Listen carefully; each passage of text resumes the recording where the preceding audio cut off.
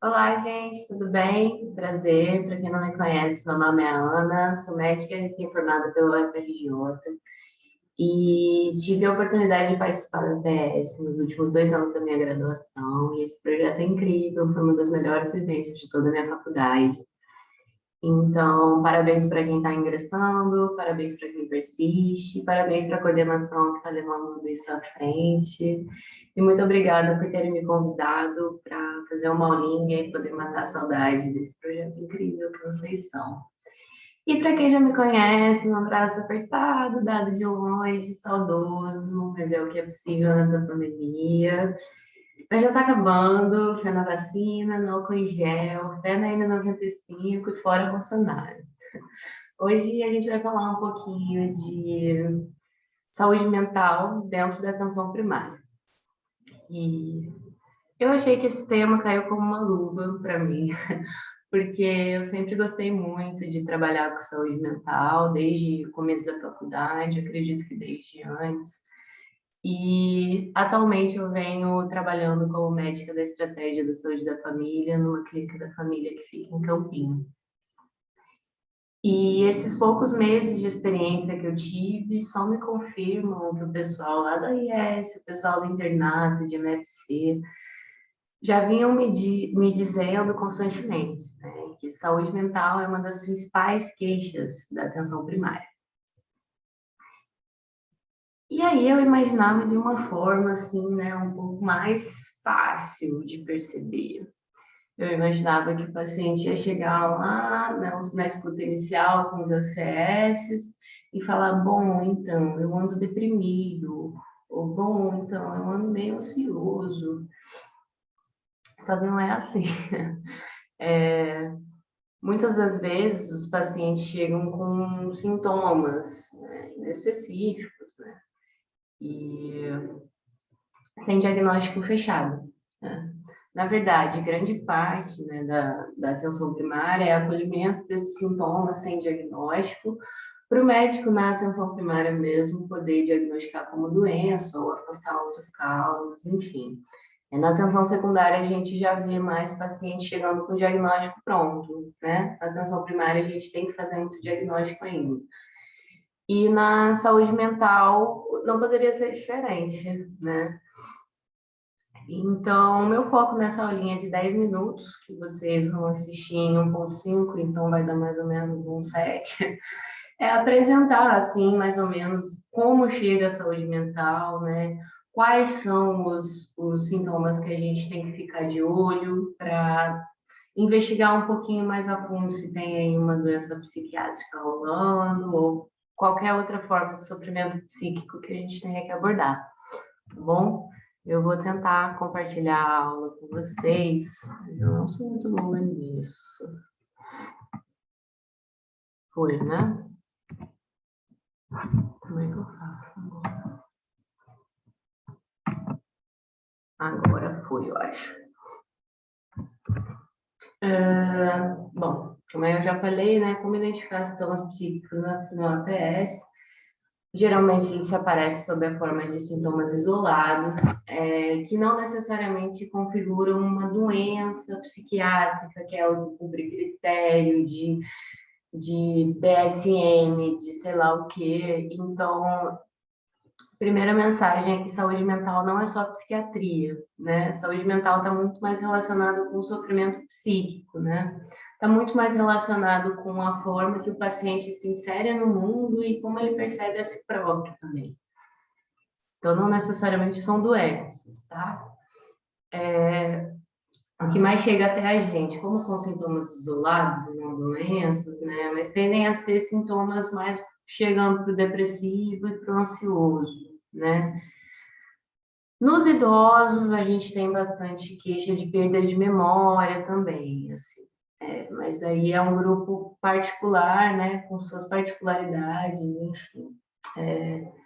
E esses sintomas, eles variam bastante para as faixas etárias, como eu já dei um spoiler aqui agora, falando que os idosos às vezes chegam com outras queixas, né? Então, os adultos, eles se apresentam, às vezes, com sintomas de ordem psíquica, E muitas, muitas, muitas vezes com sintomas físicos, tá? E esses últimos casos são difíceis de até você conversar com o paciente para tentar entender se isso é uma coisa de ordem de algum sofrimento psíquico, né, que está sendo demonstrado através de sintomas mais orgânicos. Os que Os sintomas psíquicos que mais chegam à sua porta podem ser tristeza, culpa, desvalia. Esses três, principalmente esses três, eles não costumam ser uma queixa principal, mas ao longo da doença, da consulta, me desculpa, ao longo da consulta você vai percebendo que a pessoa está meio down, olhando meio para baixo, falando meio arrastado, de manhãzinha, aí você pergunta, tá? Esses ativamente você tem que perguntar. Os que de vez em quando chegam como queixa são prejuízo na atenção e na concentração. Que por hora aparecem dessa forma, tipo, ah, eu não consigo mais prestar atenção em nada. Ou por hora aparecem, tipo, ai, eu esqueço de tudo, eu não lembro onde que eu deixei as coisas, eu sempre perco meu celular, minha caneta, não sei o quê. Como queixa de esquecimento. E aí você vai mais a fundo e percebe que não é uma amnésia, né? Não é uma perda da memória, é um prejuízo na atenção que dificulta, né? Sabendo ali, vocês que já passaram na M2, neurociência, blá, blá, blá, sabendo que a memória, a consolidação da memória perpassa por todo esse processo de atenção e concentração. E agora de sintomas físicos, que são os que, na verdade, mais aparecem, fadiga generalizada, dor muscular para tudo quanto é lado, dispneia, principalmente na inspiratória, no meio da noite. Aí você fica, meu Deus, dispneia paroxística noturna, sei lá. Às vezes é só ansiedade, tá? Queixas de insônia, até de hipersonia, mas geralmente é insônia, dificuldade de pegar no sono, dificuldade de manter o sono, apertos no peito. E aí vocês devem estar desesperados, pensando, meu Deus, Ana, como é que você vai me deixar falar que isso é ansiedade sem bancar que é ansiedade, sem falar que é uma doença cardiovascular? Você não vai, tá? Os sintomas físicos do sofrimento psíquico geralmente são o que a gente chama de diagnóstico de exclusão, né? Então, primeiro você afasta as causas mais prováveis, e aí depois que você banca dizendo que não, então pode ser ansiedade. E além disso, você vai também fazendo um mapeamento do estado mental da pessoa e tudo mais, né? Então, nesses casos de fadiga, você vai, lógico, né, pedir um hemogramazinho para ver se não é uma anemia, né? A dispneia, insônia, apertos no peito, fazer toda aquela ampla investigação cardiovascular, e aí se não está com nada, e você conversando com o paciente, conseguir entender que configura um quadro de ansiedade, enfim, aí você consegue bancar esse diagnóstico, né? Nos adultos aparece também sob a forma de pacientes que antes a gente chamava de hiperutilizadores, né? É feio falar isso agora, hein? Tem que falar pessoas que frequentam. Não. Ai, eu não me lembro. Usuários que, sei lá, buscam frequentemente, uma coisa assim. Não pode falar hiperutilizadores, tá? Ou seja, aquela pessoa que está toda semana lá na unidade, e não é nenhum doente crônico, sabe? Não é para consulta marcada, não é para fazer curativo, não é para, sei lá, fazer injeção, não é nada disso. É o paciente que a cada dia tem uma coisinha e está toda hora lá na unidade, precisando de atenção, precisando passar por algum profissional da saúde, ou mesmo só o ACS, o acolhimento do ACS, tá? Pacientes que têm um uso pesado de tabaco, pacientes que fazem uso frequente, né, crônico, importante de álcool ou outros entorpecentes. Ou seja, qualquer forma de vício já configura aí uma, uma questão de saúde mental, né, que pode denotar um sofrimento psíquico importante. É importante dizer que esses entorpecentes não são tipo aquelas drogas clássicas que você compra na boca de fumo sempre, não, tá? Tem muito paciente que é viciado mesmo em benzodiazepínico, tem paciente também, esse aí também é meio óbvio, né? Mas paciente que é viciado em analgesia, de dipirona mesmo, assim, é mais pelo hábito, né, de se sentir dependente daquela substância. Então, tipo, toda vez que eu acordo, eu tomo uma dipirona para não sentir dor e vou para casa, entendeu? Então, isso a gente tem que ficar sempre atento para ver se tem um sofrimento psíquico por trás ou se tem uma dor incapacitante que a gente tem que investigar de qualquer forma, né? Bom, nos idosos, como eu já tinha dado aquele spoiler, de vez em quando a queixa que chega é de esquecimento, tá? E aí a gente pensa, meu Deus, demência.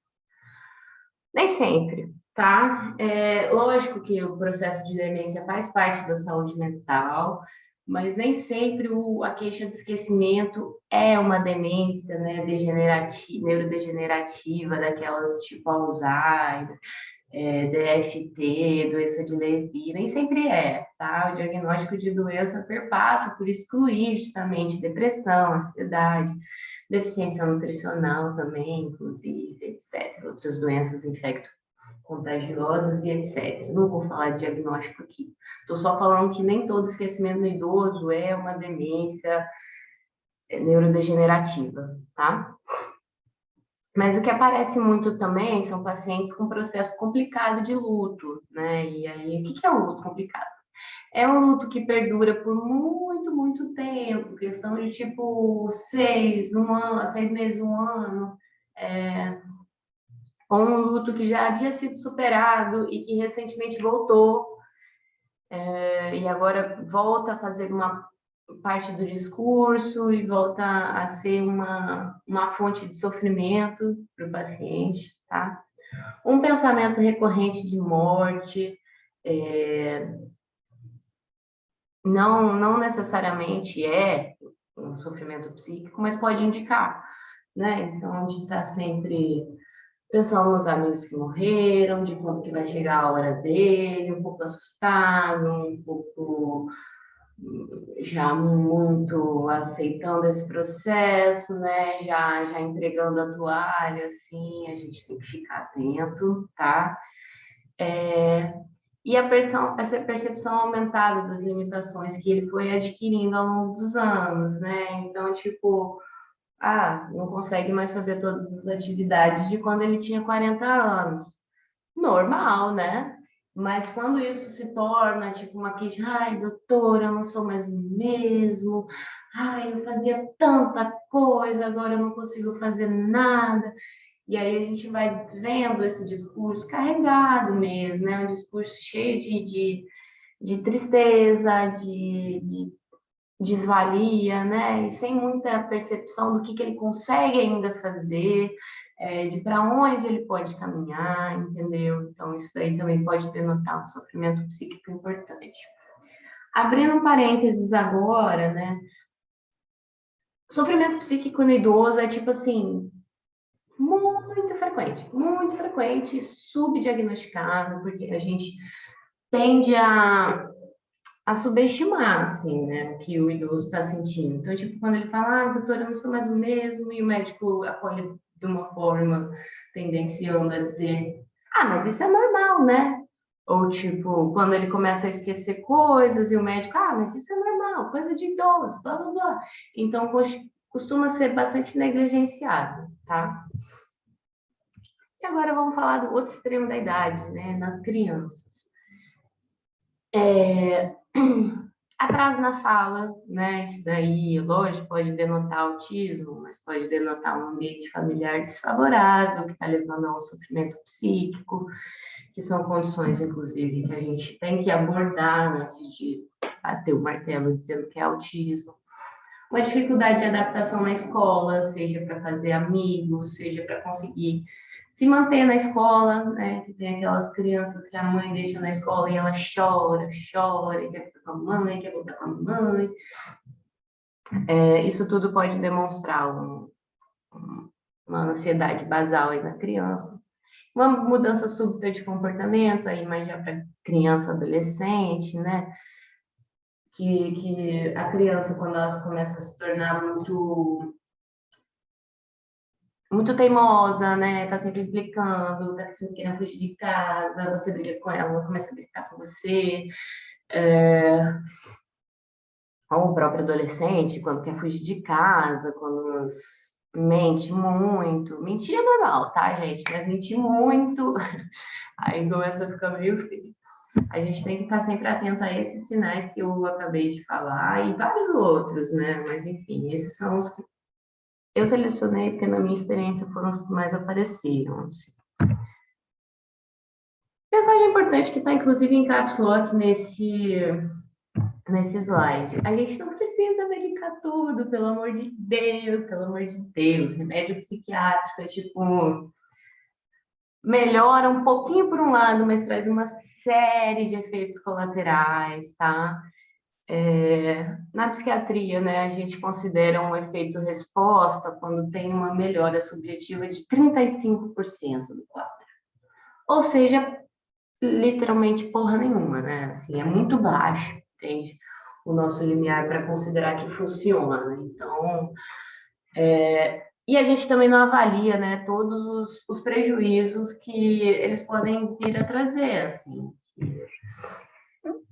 Podem ser sintomas de gastrointestinais, podem ser perda da libido, a pessoa fica com uma dificuldade na atenção, fica muito avoado, de vez em quando tem palpitação, dá muito sono durante o dia, né? Ou acorda durante a noite, enfim. A gente tem que segurar muito o remédio psiquiátrico, tá?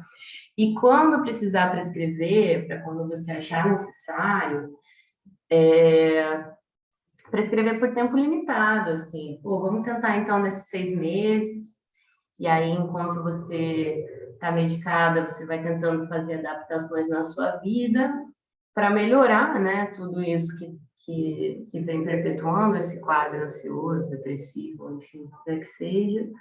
E aí depois a gente vai gradualmente retirando o remédio quando você estiver certo das coisas, entendeu? Essas são as abordagens. E aí tem gente, enfim, que infelizmente vai precisar do remédio por aí de forma mais prolongada, né?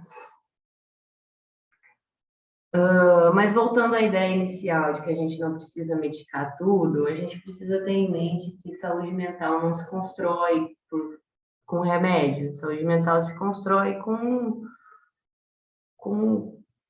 promoção de saúde, né? E mudança de estilo de vida, assim.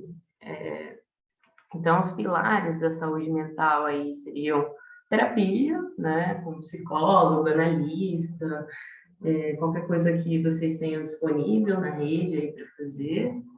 Exercício físico, leve a moderado, uma caminhadinha no ar livre, pegar sol, e alimentação saudável, né? Não pode ficar só comendo besteira, que senão é lógico que você vai se sentir sem energia, vai se sentir mal. E aí, avaliar individualmente caso a caso, né? Isso aí são as orientações gerais, mas caso a caso a gente vai conseguindo perceber ao longo de uma conversa maior com o paciente para tentar entender o que vem causando isso, há quanto tempo. Então, o spoiler para vocês é que muitas vezes o trabalho é uma fonte perpetuadora aí de sofrimento psíquico, porque tem muito empregador aí que não tem a menor noção, que não cumpre direito, mesmo sendo CLT, que bota uma pressão em cima da pessoa, enfim. E aí a gente, como médico, só nessa conversa de desabafo, de trocar, de acolher essas coisas íntimas que o paciente às vezes nunca nem chegou a falar para ninguém, já funciona como ferramenta terapêutica também. Só de acolher o diálogo, entende? E aí É isso que é importante, assim, num quadro de sofrimento psíquico. Você tem que ter paciência. Tem uma fila gigante lá fora de gente para atender. Você está desesperado que você não vai almoçar.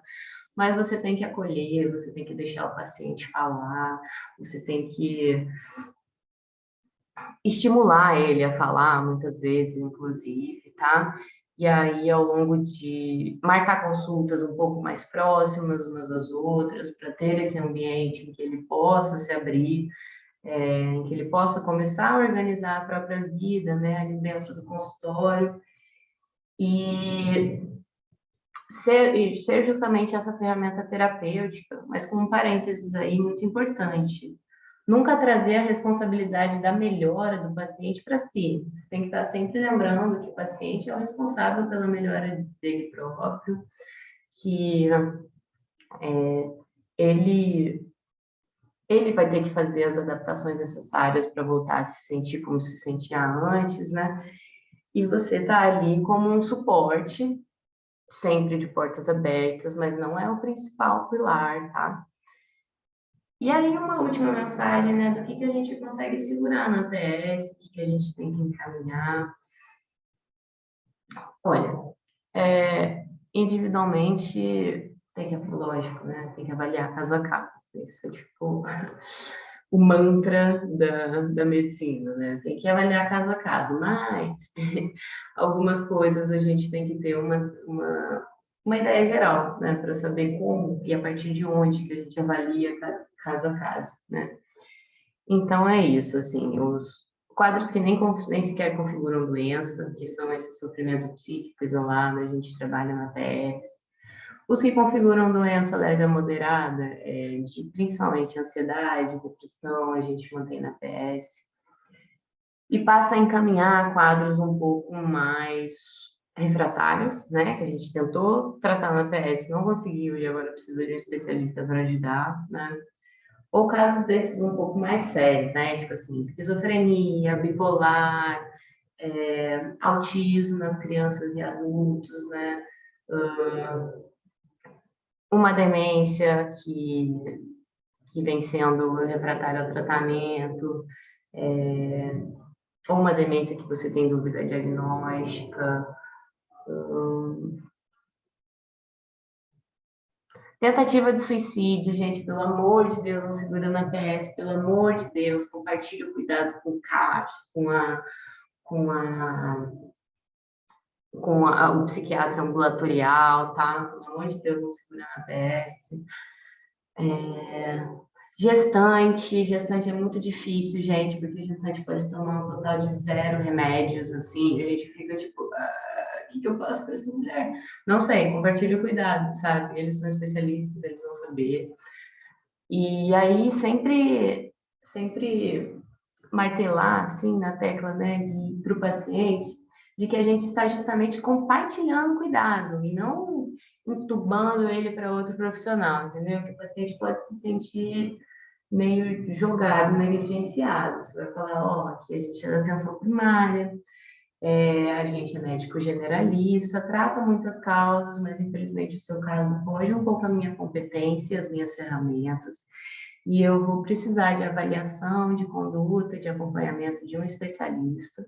Mas a clínica está sempre de portas abertas para você, tudo que eu puder fazer por ti eu posso fazer, e blá, blá, blá, blá, blá, blá, enfim. Manter esse diálogo para o paciente entender que a gente não está abrindo mão do cuidado dele, só porque a gente precisa de uma complementação. E eu não tenho a menor ideia de quanto tempo já deu de aula, espero que não tenha passado muito dos 10 minutos, gente. Então, muito obrigada. É isso. Se tiverem dúvida, peçam meu contato para o pessoal da coordenação, eu sou super tranquila para responder. Posso só demorar uns dias aí, mas eu vou responder, tá bom? Beijo a todos, prazer em revê-los. Até a próxima. Valeu, gente.